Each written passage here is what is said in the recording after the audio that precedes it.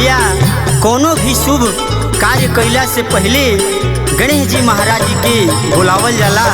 तो आई भजन के कृष्णा चौरसिया ऑफिशियल के माध्यम से सुनल जा।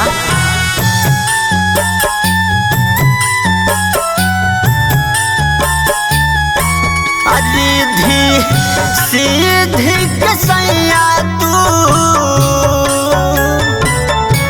हो, रिद्धि सिद्धि कसैया तू महान हो सगरो देव लोग में तू ही अगुवान हो सगरो देव लोग में तू ही अगुवान हो।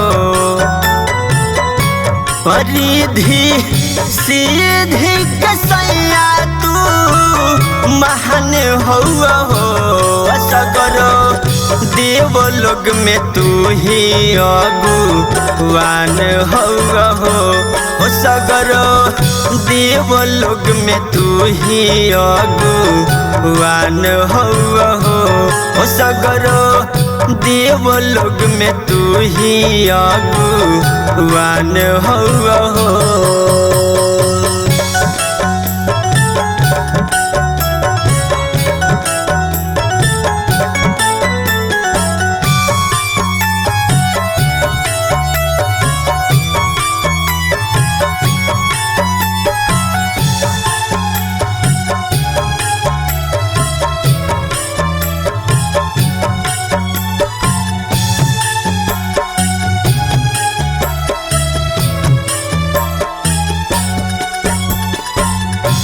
पानी चढ़े फूल चढ़े और चढ़े मेवा, लड्डुअन के भोग लागे संत कर सेवा।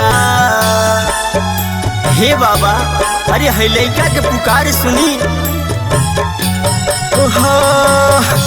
पानी चढ़े फूल चढ़े और चढ़े मेवा, लड्डुअन के भोग लागे संत कर सेवा।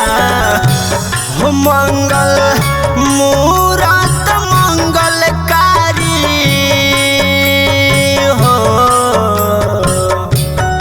मंगल मूरत कारी भगवान हो सगरो देव लोग में तू ही अगुवान हो सगरो देव लोग में तू ही अगुवान हो।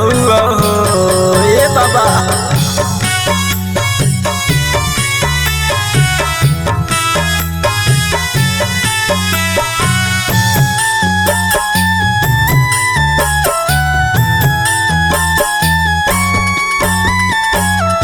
चरण में शरण दे दो कृष्ण मधुसूदन के, सुना हमारे अर्जी ललसा पूरा कहत मन के।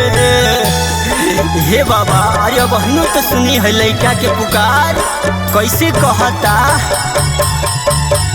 चरण में शरण दे दो पवन मधुसूदन के, सुना हमारे अर्जी ललसा पूरा कहत मन के। हो सब जाने लो तो बुधिया के, हो सब जाने लो तो बुधिया के खान हो सगरो देव लोग में तू ही अगुवान हो सगरो देव लोग में तू ही अगुवान हो।